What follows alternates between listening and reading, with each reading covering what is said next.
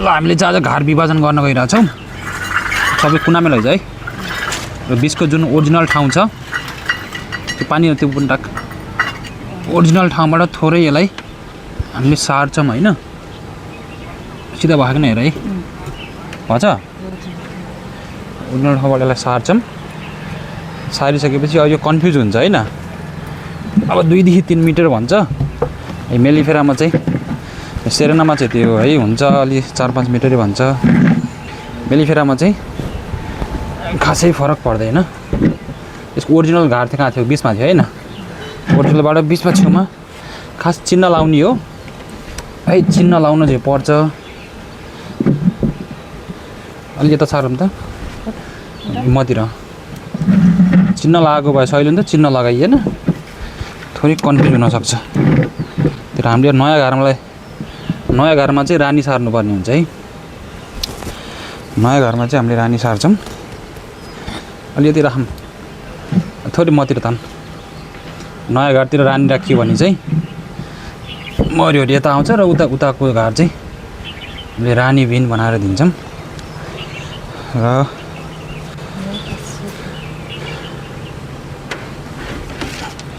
यसमा चाहिँ हामीले अब हाम्रो प्रमुख काम भनेको रानी खोज्ने हो होइन अब यिनीहरूले घर चाहिँ अब स्थानान्तरण गरेको भएर यिनीहरू चाहिँ कन्फ्युज भइसके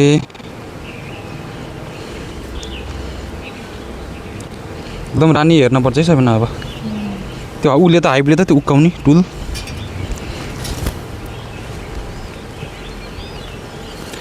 हामीले अब यसमा चाहिँ विभाजन गर्दा चाहिँ एकदमै रानीको चाहिँ रानीलाई एकदमै ख्याल गर्नुपर्ने हुन्छ होइन रानी कुन फ्रेममा छ रानीको पहिचान गरेर मात्रै हामीले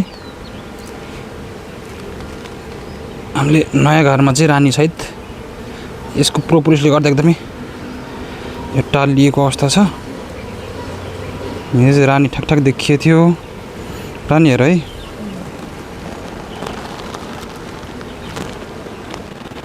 रानी देखिया छ रेमा देखिया छैन होइन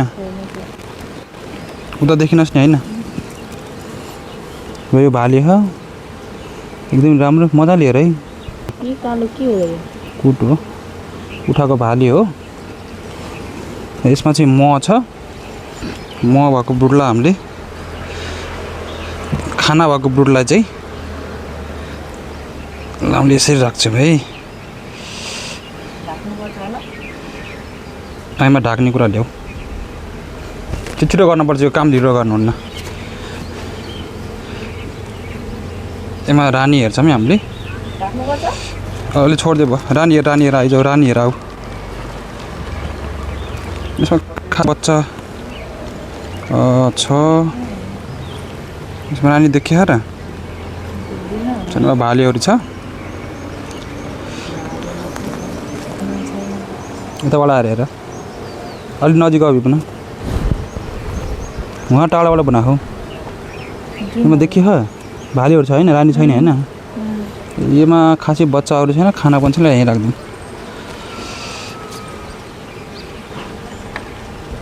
अलि रानी हामीले यता सार्ने हो मेन त्यतै सारिदिउँ एकदमै ख्याल गर्नुपर्ने हुन्छ यो राख्दाखेरि चाहिँ सँगै बिचमा मौरी नपार्ने गरी है बिचमा मौरी नपर्ने गरी रानी देखिएन है अझै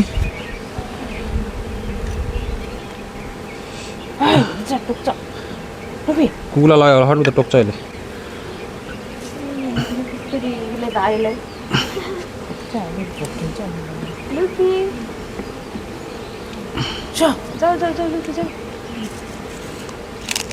रानीको ख्याल गर्नुपर्ने हुन्छ है यसमा हेर त्यसमा हुनसक्छ सफा भेट्टी रानी खै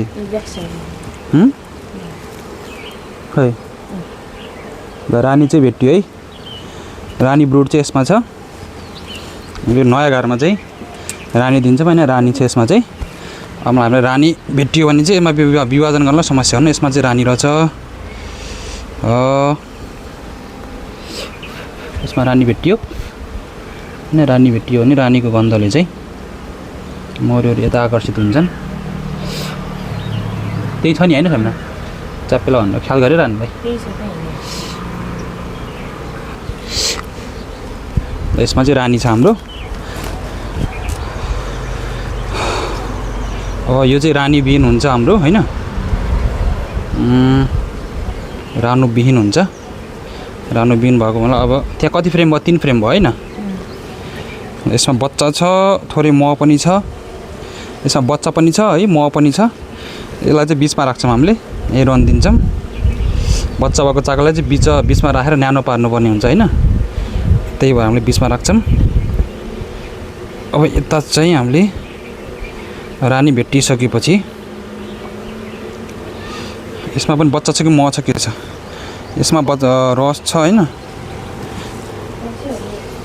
यसमा रस छ भनेपछि यसमा बच्चा पनि छ।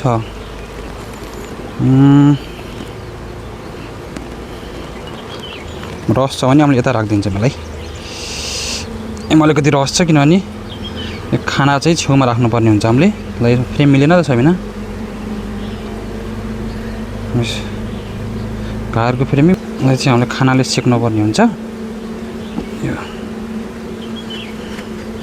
त 3 फ्रेम भयो होइन। अब हामीले उता खासै तीमा रानी भइसकेपछि यसमा बच्चा कोष बढी छ भने ल भाले छ यसमा प्रशस्त भाले पनि छ। यसमा बच्चाहरू पनि निस्कदै गरेको बच्चाहरू पनि छ। त्यसलाई हामीले रानी बिहीन है बिचमै राखौँ यसलाई चाहिँ, किनभने योबाट चाहिँ मौरी निस्किसकेपछि रानीको लागि एकदम राम्रो काम गर्छ। भोलि हामीले कृत्रिम रानो व्यवस्थापन गर्छौँ यसमा चाहिँ, त यसलाई चाहिँ ठिक छ।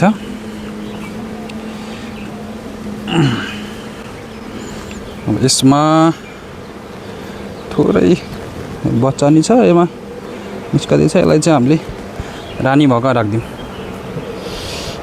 रानी भएको राखिदिउँ।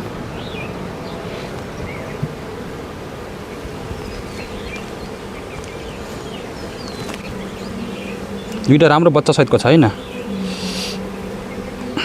यसमा पनि भाले कोष बढी छ। यसमा भाले कोष बढी छ। यसमा सबै भाले कोष रहेछ बढी।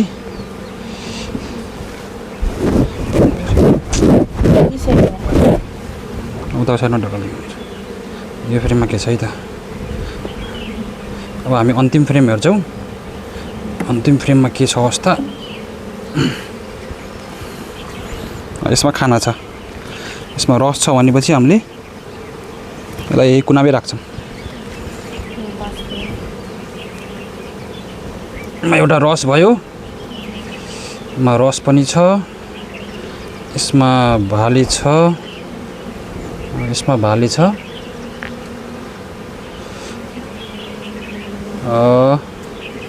यसमा चाहिँ मजाको ब्रुडहरू छ है, बच्चाहरू निस्किने बच्चाहरू छन्। निस्किने बच्चाहरू छन्। दुई फ्रेम चाहिँ फुल ब्रुड भएको छ। 1-2 फ्रेम खाना कति भयो? 4 फ्रेम भयो। यसमा 5 हुने भयो होइन। र यसमा चाहिँ उता कति फ्रेम गयो? 4। उता 4 गयो। यसमा खाना छ।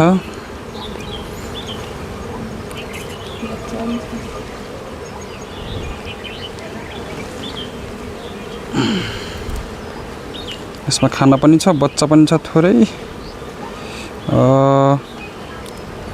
अन्डा पार्ने ठाउँ छैन। अब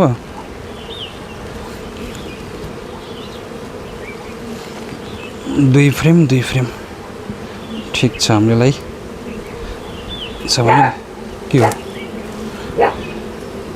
यसो गराएर दिन्छौँ है। ल खै कति भयो? 1 2 3 4 5। यता 5 रानी सहितको 1 2 3 4। ल ढाक्देऊ फाल्छ न, छोड्दे।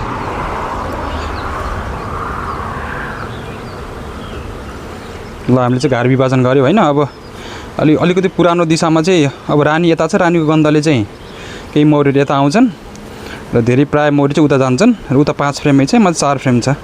यसमा रानी सहितको छ। ल यसमा पुग्न चाहिँ पर्याप्त नै पुग्छ। अब उता रानी नभएकोमा भाले पनि छ। दुई फ्रेम दुई ब्रुड मजाको निष्कति गरेको बच्चा नि छ र साइडमा मह पनि छ। त्यसमा भोलि चाहिँ हामीले रानी कोष दिन्छौँ हैन। घार विभाजन गर्दाखेरि चाहिँ यो नेक्टर फ्लो तपाईँको सिजन सुरु भइसकेको हुनपर्छ हैन। अब सिजन नभएको भए चाहिँ तपाईँले यसमा 1:1 रेसियोको अनुपातमा चाहिँ यो पानी र चिनीको धुलो हैन पिसेर चाहिँ चास्नी बनाएर पनि दिन सकिन्छ। नेक्टर फ्लो भएकोलाई खाना पनि राम्रो छ, हामीले यसमा चास्नी दिन्न। र यसमा चाहिँ हाम्रो रानी छ र यसलाई चाहिँ केही तातो बनाउनलाई 4 फ्रेम हैन। अब यसमा चाहिँ हामीले खाली चाकाहरू लिएर थपिदिन्छौँ, सपोर्टिङ चाकाहरू लिएर आऊ त, सपोर्टिङ चाकाहरू लिएर थपिदिन्छौँ।